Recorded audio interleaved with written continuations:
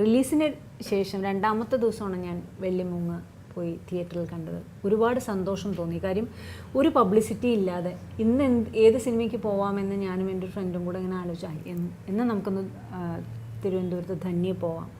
ധന്യയിലോ രമ്യയിലോ എനിക്ക് ഓർമ്മയില്ല. പോയി കണ്ടപ്പോൾ ഈ സിനിമയെക്കുറിച്ച് അധികം ആരും കേട്ടില്ലല്ലോ, പറഞ്ഞു കേട്ടില്ലല്ലോ എന്നൊക്കെ തോന്നിപ്പോയി.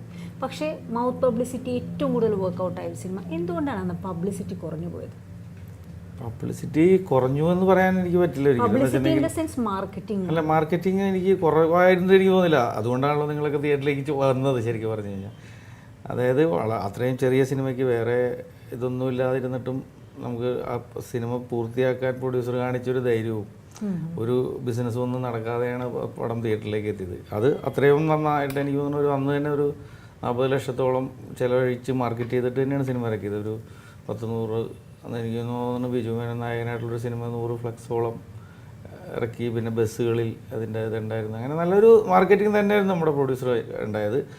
അതുകൊണ്ടാണ് അത്രയും പേരെങ്കിലും ആദ്യത്തെ ദിവസങ്ങളിൽ രണ്ടാമത്തെ ദിവസങ്ങളിൽ എത്തിയത്. ശരിക്കും മൂന്നാമത്തെ ദിവസമാണ് പടം ഒരു നല്ല ലെവലിലേക്ക് എത്തിയത്. ശരിക്കും വ്യാഴാഴ്ചയാണ് റിലീസ് ചെയ്തത്. സാധാരണ വ്യാഴാഴ്ചകളിൽ റിലീസ് രണ്ടാമത്താണ് മലയാള സിനിമ.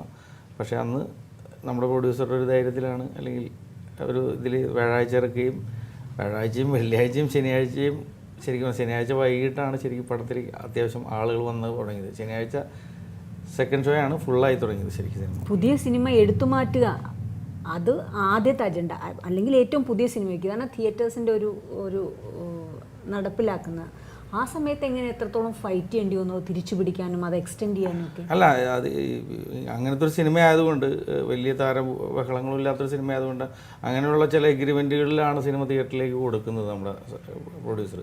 അത് പ്രൊഡ്യൂസർക്കാണ് അതിൻ്റെ ഒരു ഫുൾ മെറിറ്റ് ശരിക്കും പറഞ്ഞു കഴിഞ്ഞാൽ. ആ സിനിമ നല്ല രീതിയിൽ മാർക്കറ്റ് ചെയ്യാൻ സാധിച്ചു എന്ന് തന്നെ. ഇപ്പം നിങ്ങൾ പറയും കുറവായിരുന്നു എന്ന് പറയുമ്പോഴും ഞാനത് നല്ല രീതിയിൽ മാർക്കറ്റ് ചെയ്ത്, അല്ലെങ്കിൽ എൻ്റെ പ്രൊഡ്യൂസർ നല്ല രീതിയിൽ മാർക്കറ്റ് ചെയ്തു എന്ന് തന്നെയാണ് എൻ്റെ വിശ്വാസം. അത് തീർച്ചയായിട്ടും അണിയറിൽ നിൽക്കുന്ന പോലെ ജനങ്ങൾക്കറിയില്ല. നമ്മുടെ അടുത്ത് എത്തുമ്പോഴാണ് നമ്മളത് എത്തരത്തിലായിരുന്നു. അല്ല, അത് വേറൊരു കുഴപ്പം കൂടിയുണ്ട്. മീഡിയാസ് ശരിക്കും പറഞ്ഞു കഴിഞ്ഞാൽ അന്ന് എനിക്ക് ഏറ്റവും കൂടുതൽ വിഷമം തോന്നിയാണ് മീഡിയാസ് ശരിക്കും വെള്ളിമൂങ്ങി അകറ്റി നിർത്തിയിരിക്കുകയാണ്. ശരിക്കും പറഞ്ഞാൽ ലൊക്കേഷനിൽ പോലും ഒരു അന്നത്തെ ലീഡിങ് ചാനലോ അല്ലെങ്കിൽ ഒരു ചാനലുകളും ലൊക്കേഷൻ റിപ്പോർട്ടിനോ ഒന്നിനും വന്നിട്ടില്ല. ശരിക്കും ഒരു ഒഴിച്ചു മാറ്റി നിർത്തിയൊരവസ്ഥയിലായിരുന്നു ആ സിനിമയുടെ ഇത്.